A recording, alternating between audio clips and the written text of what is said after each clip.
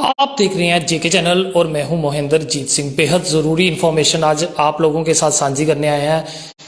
मौसम चेंज होते ही कई चेस्ट डिजीज़ जो है वो बच्चों में या बड़ों में देखने को मिलते हैं और कई बार सिचुएशन इतनी क्रिटिकल हो जाती है कि लंग्स को ट्रांसप्लांट करना पड़ता है। तो आखिरकार जम्मू में इस तरह कहाँ कौन से डॉक्टर हैं जो इसके ऊपर काम कर रहे हैं, और अगर आपको कोई प्रॉब्लम है या फिर कोई जानकारी आप जानना चाहते हैं तो आपके लिए बेहद ज़रूरी ये वीडियो है। तो साथ साथ ये वीडियो ज़रूर शेयर करें। इन सब पे चर्चा करने के लिए इस समय हमारे साथ डॉक्टर अपार जिंदल जी मौजूद हैं जो कि स्पेशलिस्ट हैं पल्मोनोलॉजी और उसके साथ लंग्स ट्रांसप्लांट। डॉक्टर साहब, पहले तो जेके चैनल पे बहुत बहुत आपका नमस्कार, थैंक यू। जिस तरह से अब सर्दियां शुरू हो चुकी हैं तो कहीं ना कहीं चेस्ट डिजीज़ जो है वो ज़्यादातर देखने को मिलती हैं और ख़ासकर बच्चों में भी ये ज़्यादा देखने को मिलती है। तो किस तरह से इनके बचाव किए जाएं और किस तरह से लोगों को तंदुरुस्त रहने के लिए आप कहेंगे? देखिए, आपने बहुत अच्छी बात करी कि जब मौसम बदलता है और स्पेशली जब सर्दियों का मौसम आता है तो बच्चों में, बड़ों में, बुजुर्गों में, हर किसी में छाती के रोग, चेस्ट डिजीजेस बढ़ने लगते हैं। और इससे बचने का बहुत सरल तरीका है। हमें सबसे पहले समझना ये ज़रूरी है कि ये बीमारियां आती कहाँ से हैं।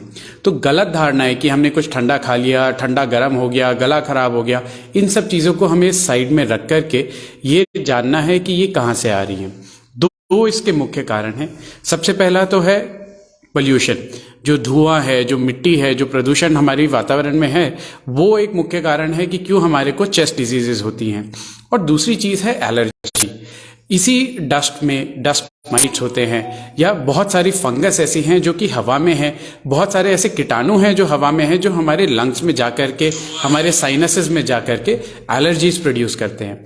इन एलर्जीज से बचने का सबसे अच्छा तरीका है कि मास्क यूज करिए, या फिर अगर आप प्रोन हैं इस एलर्जी के लिए तो जांच कराएं और इस एलर्जी की जांच करा के अच्छे से इलाज कराएं। जिस तरह से कोरोना की मार पहले ही जम्मू कश्मीर के साथ पूरा भारतवर्ष झेल चुका है तो कई बार ये भी कहा जाता है कि ज़्यादा मास्क पहनना ये भी घातक होता है। क्या इससे भी कोई असर पड़ता है? नहीं, ऐसा नहीं है, ये गलत धारणा है। अगर आपको डेफिनेटली एलर्जी टेंडेंसी है या आपको ऑलरेडी लंग्स के अंदर कोई बीमारी है तो एक मास्क पहनना आपके लिए बचाव है।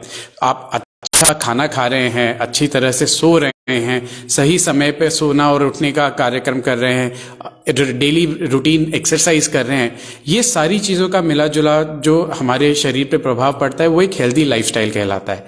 इसके साथ में अगर हम सिंपली एक मास्क को जोड़ दें, अगर आपको एलर्जीज हैं या अगर आपको कोई बीमारी है तो डेफिनेटली वो लंग्स की बीमारियों से बचने के लिए बहुत अच्छा तरीका है।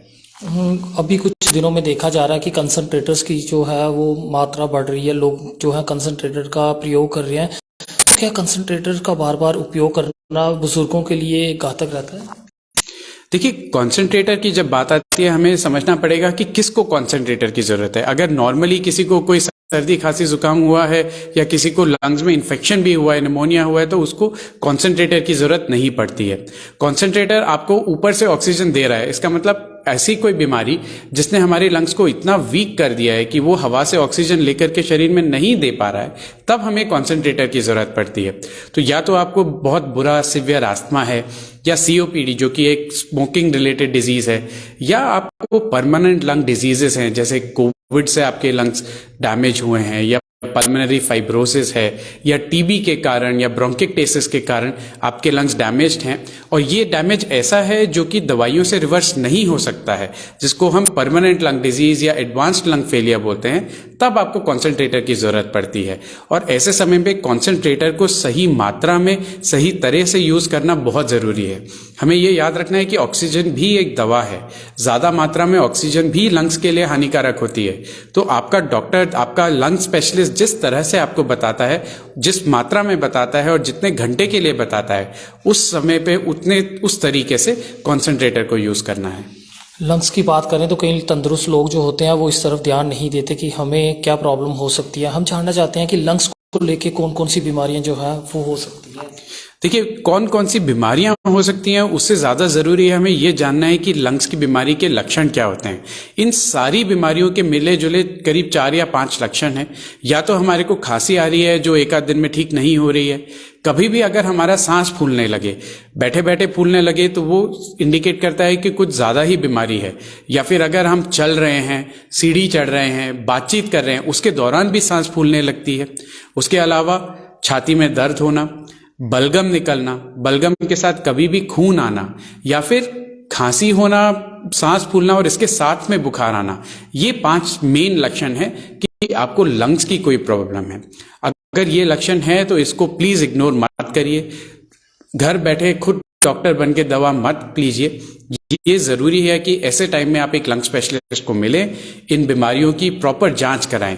सिंपल एक्सरे लेना, सिंपल पीएफटी कर पाना, ये बहुत सरल उपाय हैं जिनसे हम पता लगा सकते हैं कि लंग्स की कौन सी बीमारी है और फिर उसका इलाज किया जा सकता है। डॉक्टर साहब, आपने एक बहुत अच्छी बीमारी के बारे में, माफ़ कीजिएगा, आपने एक अच्छी बात इसमें कही है कि एकदम से लोग क्या होते हैं, खांसी होती है, एकदम से कोई कफ सिरप ले लेते हैं या फिर खुद ही डॉक्टर बन जाते हैं। वो कितना ज़्यादा घातक जो है वो बन सकता है? ये बहुत घातक है।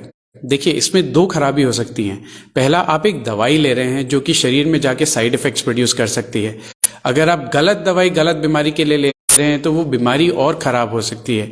दूसरी चीज, अगर आप सही दवाई भी ले रहे हैं तो अगर पूरी तरह से उसका कोर्स नहीं लिया जाए तो वो उस समय के लिए तो सारे लक्षण, सारे सिम्टम्स को दबा देगी, लेकिन वो बीमारी आपके लंग्स में डैमेज प्रोड्यूस कर सकती है।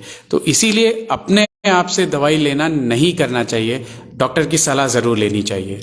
लंग्स फेलियर या फिर कैंसर के रोग जो हैं उनके बारे में भी कुछ जानकारी जानना चाहेंगे जो हमारे दर्शक आपको देख रहे हैं? देखिए, लंग कैंसर जो है लंग फेलियर का एक कारण है। उसके अलावा और भी बहुत सारी बीमारियां हैं, चाहे वो टीबी है, चाहे ब्रोंकिक्टिसिस है, चाहे आईएलडी है या सीओपीडी है, जो कि लंग फेलियर कॉज करती हैं।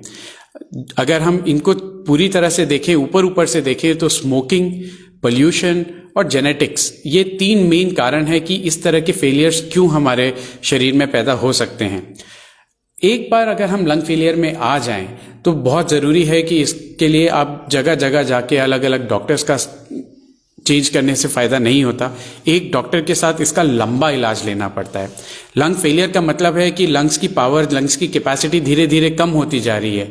ऐसे में इलाज बहुत लंबा चलता है और ज़रूरी नहीं है कि लंग्स पूरी तरह से ठीक हो पाए।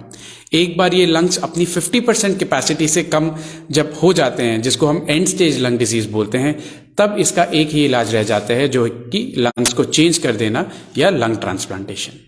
कई बार जब हम एक्सरे वगैरह कराते हैं तो कालापन जो है उनमें दिखाई देता है, तो वो कितना ज़्यादा घातक रहता है?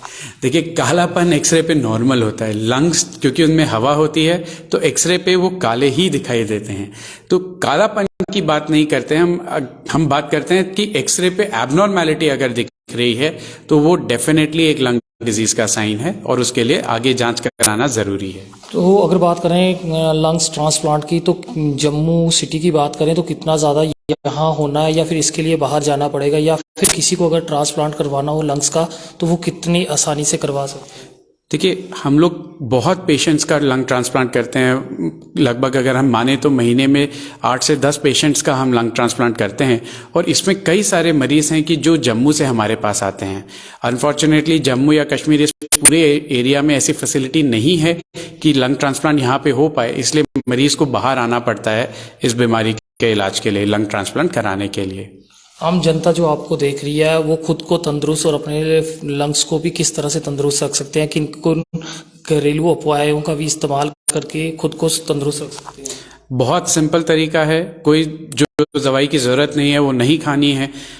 आपको केवल ये ध्यान रखना है कि अच्छा खाएं, सोने जागने का साइकिल को मेंटेन करें, रेगुलर एक्सरसाइज करें और उसके अलावा मेंटल स्ट्रेस को कम करने की कोशिश करें। अगर हम ये कर पाएंगे तो ना केवल हम अपने लंग्स को बल्कि पूरे शरीर को, इंक्लूडिंग आवर मेंटल हेल्थ, उसको अच्छा रख पाएंगे। यानी कि लंग्स में कार्बन डिपोजिशन हो जाना ये भी एक साइन है कि या तो पेशेंट बहुत ज़्यादा स्मोकिंग कर रहा है या एक ऐसे इलाके में है जहाँ पे उसको बहुत ज़्यादा धुआं इनहेल करने को मिल रहा है। अब ये वेहिकुलर पोल्यूशन कार्स के धुएं से हो सकता है या इंडस्ट्री के धुएं से हो सकता है। ये सारा कार्बन जब शरीर के अंदर, जब लंग्स के अंदर जमा होता है तो सबसे कॉमनली इससे जो बीमारी होती है वो है सीओपीडी, यानी कि सांस लेने में तकलीफ, जिसका हम इनहेलर्स के थ्रू इलाज कर सकते हैं। इसके अलावा जब ये बीमारी बढ़ती जाए तो पल्मोनरी हाइपरटेंशन, आईएलडी और लंग कैंसर, ये सारी बीमारियां आ सकती हैं जो कि लंग्स को फेलियर की तरफ भी ले जा सकती हैं। स्मोकिंग की बात आपने छेड़ी है, तो कितना ज़्यादा घातक उसके लिए जो स्मोकर के साथ बैठा हो? जो स्मोकर के साथ बैठा हुआ है, अगर आप साइंटिफिकली देखा जाए तो वो और ज्यादा घातक है, क्योंकि जो स्मोकिंग कर रहा है वो तो धुएं को एक फिल्टर के थ्रू इनहेल कर रहा है, जिसके कारण उसमें जो टार है, उसमें जो बहुत सारे केमिकल्स हैं जो लंग कैंसर प्रोड्यूस कर सकते हैं या शरीर में और भी कैंसर्स प्रोड्यूस कर सकते हैं, उससे वो बच रहा है। लेकिन उसके साथ में बैठा इंसान उनसे नहीं बच पा रहा है, वो उस पूरे धुएं को इनहेल कर रहा है, तो उसके लिए पैसिव स्मोकिंग जो है और भी ज्यादा घातक होती है। तो हमारे साथ डॉक्टर अपार जिंदल जी इस समय मौजूद थे, जिन्होंने आप लोगों के कई प्रश्नों के जवाब दिए हैं। अगर आप चाहते हैं कि और भी आपकी क्वेरी है तो ज़रूर कमेंट्स में अपनी राय साझा कीजिए और खुद भी सुरक्षित रहिए और अपने बच्चों को भी सुरक्षित रखिए। फिलहाल देखते रहिए जेके चैनल। मुझे महेंद्रजीत सिंह और मेरे कैमरा पर्सन रघु को दीजिए इजाज़त। नमस्कार।